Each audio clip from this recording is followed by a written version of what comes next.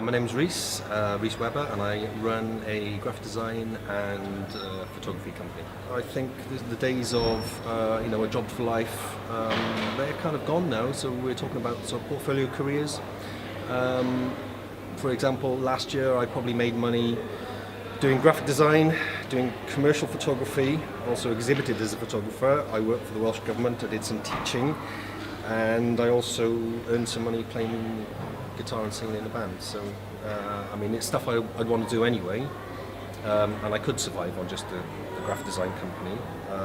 But if that went for whatever reason, or we lost some clients, then it's nice to have other things to pick up the slack. Branding, everything about print design, but also web design. Started off as just a print designer because web hadn't been invented, that's how old I am. I had to get into web design obviously when the clients started demanding that, and when the web came along, which was about sort of 7 or 8 years into my career. From branding right up to websites, e-commerce, exhibition stuff, point of sale stuff, clothing, all sorts. These days I think design companies need that combination of design skills, but you also need the coding skills. Lots of people out there who say you can build your website because they're coders and it looks shockingly bad because they've got no sense of design. There's also designers who can make something look great, and I work for quite a lot of them, make it look great, but they can't make it work. So you need that marriage of design and technical kind of coding skills these days, certainly if you're doing web stuff. You need quite a wide range of skills really. And it certainly makes it more employable than having just one.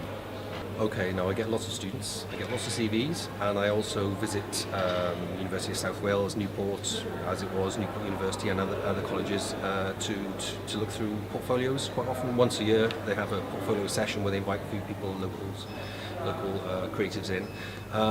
And the biggest thing I'd say is that on one of those days I might see 10 portfolios, and they've all got project 1, everybody's done the same, project 2, everybody's done the same, project 3, everybody's done the same. So you'll get most of the portfolios will have exactly the same projects, which are college briefs or uni briefs. And then you'll get to one where it's like, oh, what's this piece of work? Oh, well, it was the bar I drink in, or the cafe that I have my breakfast in, and I noticed that their branding is awful and their menus, and I did a deal with them and I got some free food and I did their branding. And I think, okay, so you've got off your backside and commissioned yourself, or found your own commission. You've got out there, you've shown some spirit, some kind of get up and go, and that then has put you on top of that, above everybody else who's just got the same project work.